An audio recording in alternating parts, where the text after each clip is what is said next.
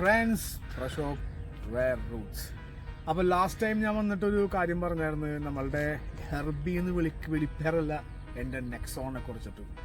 അപ്പോൾ അവനൊരു 1.5 മാസം ഒരു സുഖശീൽസയിൽ നമ്മൾ ഇട്ടേക്കണായിരുന്നു, എൻ്റെ ട്രാവലിംഗ് പാർട്ട്ണർ ഹെർബി.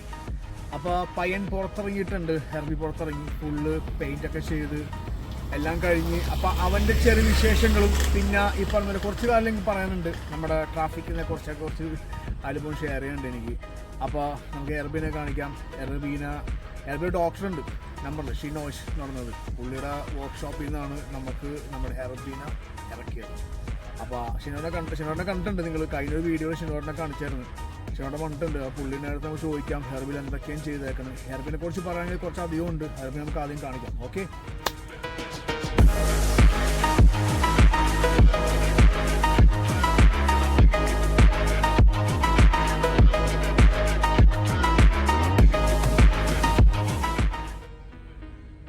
ഫ്രണ്ട്സ്. അപ്പം നമ്മുടെ ഹെർബി നെക്സോൺ ഞാൻ ഒരു 50-50 മൈൻഡിൽ എടുത്ത ഒരു വാഹനമാണ് ടാറ്റ നെക്സോൺ. ഞാൻ ഇത് ഫസ്റ്റ് ഓഫ് ഓൾ കാര്യം പറയാം, ഞാൻ ഒരു കമ്പനിയെ കുറിച്ച് ഉയർത്തി പറയാൻ താഴ്ത്തി പറയാൻ വന്നേക്കണമല്ല, ഞാൻ അനുഭവം ഷെയർ ചെയ്യാൻ വന്നേക്കാണ്. എനിക്ക് ആദ്യം ഈ നെക്സോൺ എടുക്കുന്ന മുമ്പ് എനിക്ക് ഇഷ്ടമുള്ള വണ്ടി ഞാൻ പറഞ്ഞില്ല താറായിരുന്നു. പക്ഷെ താറി പറഞ്ഞത് നമുക്ക് ഫാമിലി ആയിട്ട് വരുമ്പോൾ നോക്കുമ്പോൾ നമുക്ക് ചെറിയൊരു ബുദ്ധിമുട്ടുണ്ടാവും, കാരണം ഇത്തിരി കംഫർട്ട് കുറവാണ്, എല്ലാവർക്കും അറിയാം.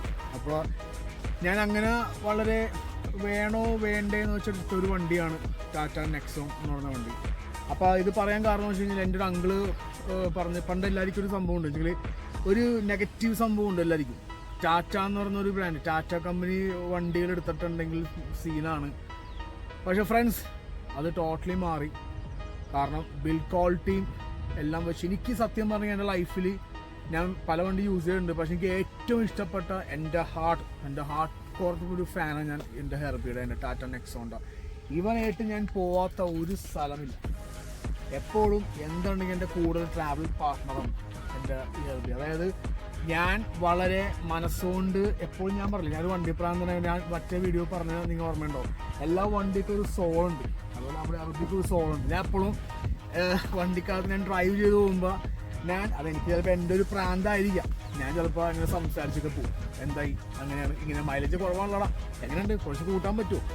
പക്ഷെ എൻ്റെ വണ്ടി ഏറ്റവും മൈലേജ് കുറവ് കാണിച്ചേക്കുന്നത് 18 ആണ്, ഏറ്റവും കൂടുതൽ മൈലേജ് കാണിച്ചേക്കുന്നത് 23-24. അപ്പോൾ അതുകൊണ്ട് ഞാൻ ഭയങ്കര ഹാപ്പിയാണ്. എവിടെ പോയാലും എനിക്ക് നമ്മുടെ നെക്സോണായിട്ട് പോയിട്ടുണ്ടെങ്കിൽ എനിക്ക് ഭയങ്കര സന്തോഷമാണ്. കാരണം വെച്ചെങ്കിൽ നമ്മൾക്ക് ഒരു പറ്റൂല എന്നൊരു ഫീലിംഗ് ഉണ്ട്. വണ്ടി ബിൽഡ് ക്വാളിറ്റിയും കാര്യങ്ങളൊക്കെ എനിക്ക് വളരെ ഹാപ്പി ആയിട്ടുള്ളൊരു വണ്ടിയാണ് ഹെർബി. ഇപ്പോൾ ജെന്യൂൻ കിലോമീറ്റർ 1.78 ഇപ്പോഴും സ്റ്റിൽ അവൻ ഓക്കെയാണ്, അവൻ അടിപൊളിയാണ്. അപ്പോൾ ചെറിയൊരു ബ്രേക്കിൻ്റെ ഒരു പ്രശ്നത്തിന് വേണ്ടിയാണ് ഞാൻ ആദ്യം ഒന്ന് കയറ്റിയത് വണ്ടി. പിന്നെ അപ്പം ഈ ആൾ ഇത്തിരി ഫെയ്ഡായി, കാരണം ഫുൾ ടൈം ഓട്ടോ ആണ് വണ്ടി. അപ്പം ഞാൻ ഷിനോചേട്ടൻ്റെ അടുത്ത് കയറ്റിയപ്പോൾ പിന്നെ ഷിനോട്ടൻ പറഞ്ഞ് എന്നാൽ നമുക്ക് പെയിൻ്റ് അടിച്ചേക്കാം. എനിക്കും തോന്നി പെയിൻ്റ് അടിക്കാൻ ടൈം നമുക്ക് വണ്ടി ഒരു ഡിമ്മായിട്ടിരിക്കുമ്പോൾ ഒരു സംഭവം തോന്നി. അങ്ങനെ ഞാൻ നേരെ പെയിൻറ്റിങ്ങിന് കയറ്റി. അപ്പോൾ ആദ്യം ഞാൻ ഉദ്ദേശിച്ച പെയിൻ്റ് എന്ന് വെച്ചാൽ പിയാനോ ബ്ലാക്കാണ്.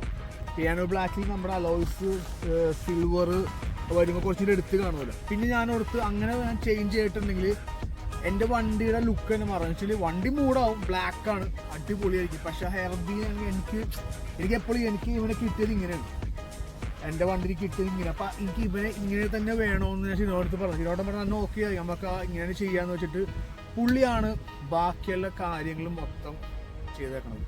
അപ്പോൾ പുള്ളിയുടെ വർക്ക്ഷോപ്പ് എനിക്ക് ഇഷ്ടപ്പെട്ടെന്ന് വെച്ചിട്ടുണ്ടെങ്കിൽ നമ്മൾ ചെറിയ വണ്ടി തൊട്ട് വലിയ വണ്ടി വരും. അവിടെ അങ്ങനെ ഈ പറഞ്ഞ പോലെ ഇന്ന വണ്ടിക്ക് ഇന്ന റേറ്റിംഗ് ഒന്നുമില്ല.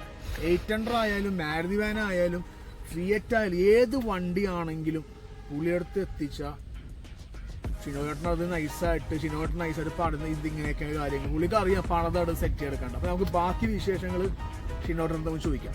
ഓക്കെ,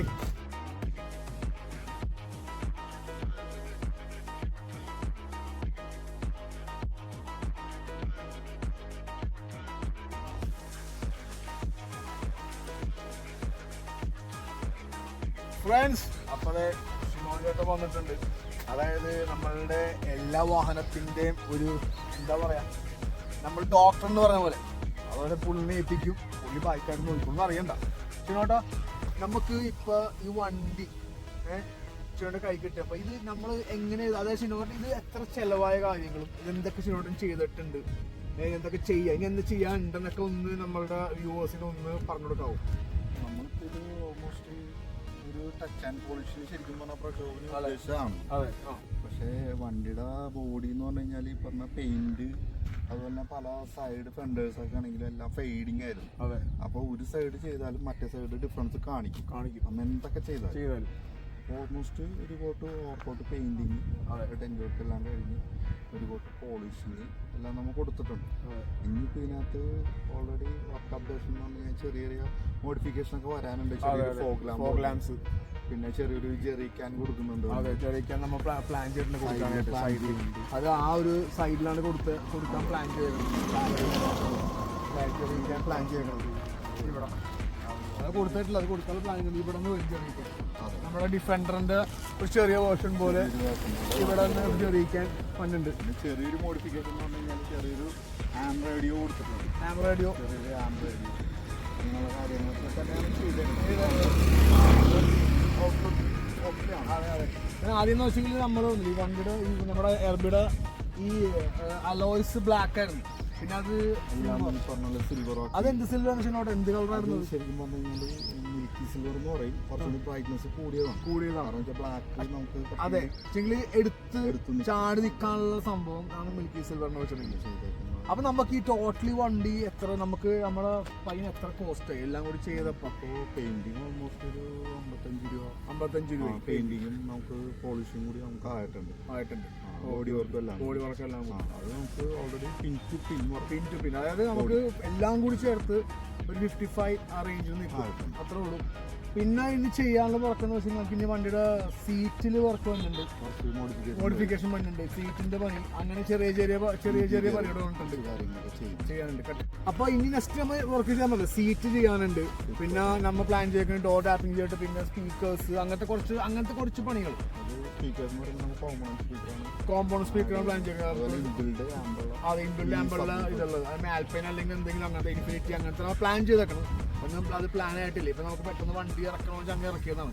റൂഫ് ഇതുപോലെ ബ്ലാക്ക് ആക്കിയിട്ടുണ്ട്, ഫുൾ റൂഫും ബ്ലാക്ക് ആക്കിയിട്ടുണ്ട്. ശരിക്കും പറഞ്ഞു കഴിഞ്ഞാൽ നമ്മൾ റൂഫ് മാത്രം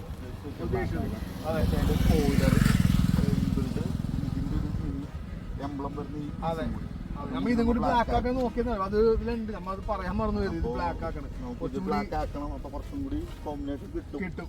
ഈ ഒരു പീസ് മാത്രമേ വിട്ട് നിൽക്കുള്ളൂ. അത് അടുത്ത സ്റ്റെപ്പ് ബൈ സ്റ്റെപ്പ് നമ്മൾ അതിന്റെ കാര്യം മറന്നുപോയി ചെയ്യാനായിട്ട്. അപ്പൊ ഇത് വിശേഷം അങ്ങനെയാണ്.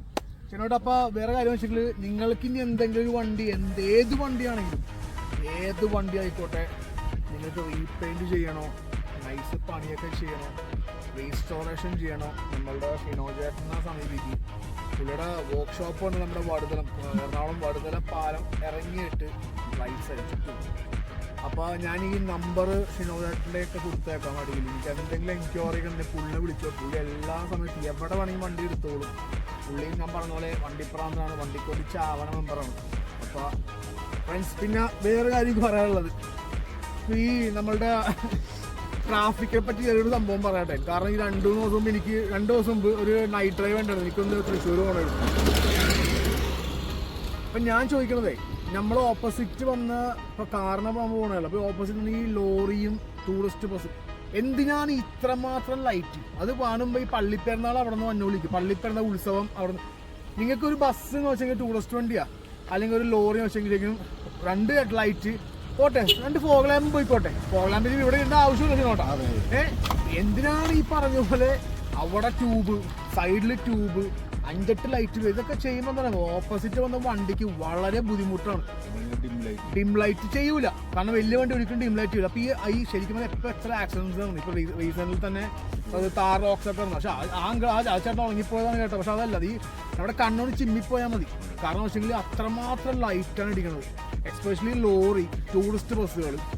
ശരിക്കും പറഞ്ഞാൽ ഞാൻ പണ്ട് ഇതൊക്കെ ഈ MBD മറ്റേ ടൂറിസ്റ്റിൻ്റെ കളറൊക്കെ മാറ്റിയപ്പോൾ ഞാൻ അതിന് ഇതായിരുന്നു. ശരിക്കും അത് മാറ്റേണ്ട ആവശ്യം. പക്ഷേ മെയിനായിട്ട് ചെയ്യേണ്ടത് ഈ ലൈറ്റ് ഒന്ന് കുറക്കാനുള്ള എന്തെങ്കിലും സംവിധാനം നിങ്ങളൊന്ന് ചെയ്യുക.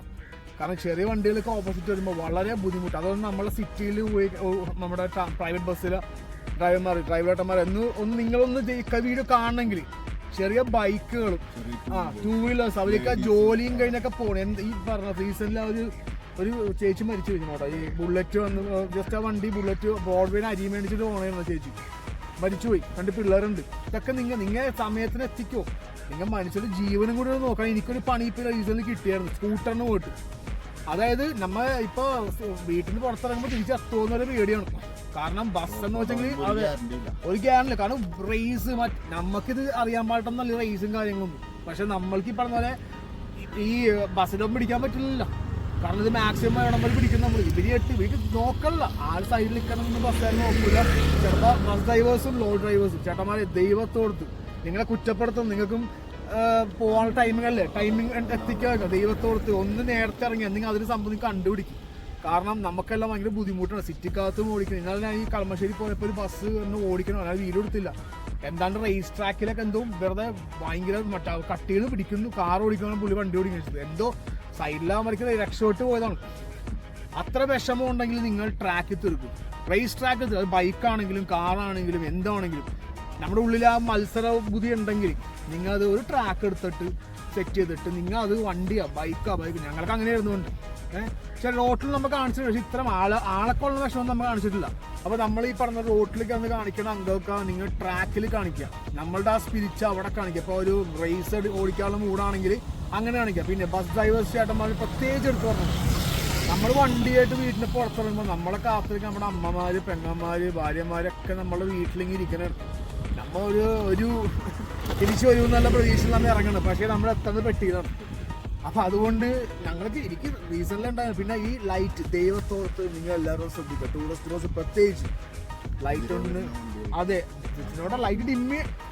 അത് നമ്മുടെ ഹെഡ് ലൈറ്റ് മാത്രമല്ല, ഫോഗ് ലാമ്പ് എന്തിനേക്ക് മനസ്സിലായി. ഫോഗ് ലാമ്പൊക്കെ എന്തിനാണ് ഹൈവേ ഇടുന്നത്? ഫോഗ് ഉണ്ടെങ്കിൽ ഫോഗ് ലാമ്പിൻ്റെ ആവശ്യമില്ല. ഫോഗില്ല, ഇത് ഇഷ്ടംപോലെ ട്യൂബ് ലൈറ്റ്. ഞാൻ കാണുമ്പോൾ ഈ പള്ളിപ്പെരുന്നാൾ വന്നപോലെ അവിടുന്ന് പള്ളിപ്പെരുന്നാളും ഉത്സവ പറമ്പിലൊക്കെ ഇട്ടുപോലെ അങ്ങനെ ഇട്ടേക്കണം.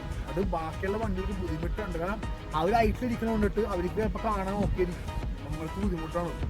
ശരി, നിങ്ങൾ വേണമെങ്കിൽ ബ്ലൂഫിൽ കണ്ട് ലൈറ്റ് വെച്ചോ, കുഴപ്പമില്ല, അത് മാന്യതാണ്. ഇത് ഒരുമാതിരി. അപ്പോൾ നിങ്ങൾ എന്തായാലും ഇതൊന്ന് എൻ്റെ ഈ കാര്യം കണ്ടിട്ടുണ്ടെങ്കിൽ ആ അഭ്യർത്ഥന റിക്വസ്റ്റാണ്, ഒരു പരിഗണിക്കണം. അപ്പോൾ ഫ്രണ്ട്സ്, നമ്മുടെ വീഡിയോ ഇഷ്ടപ്പെട്ടിട്ടുണ്ടെങ്കിൽ ലൈക്ക് ചെയ്യുക, ഷെയർ ചെയ്യുക, സബ്സ്ക്രൈബ് ചെയ്യുക. വീണ്ടും അടുത്ത വീഡിയോയിൽ കാണുന്നവരെ bye from Prashobh and Shinosh കേട്ടാ. മോട്ടോ ഹെഡ്സ് മറക്കണ്ട. Take care, by.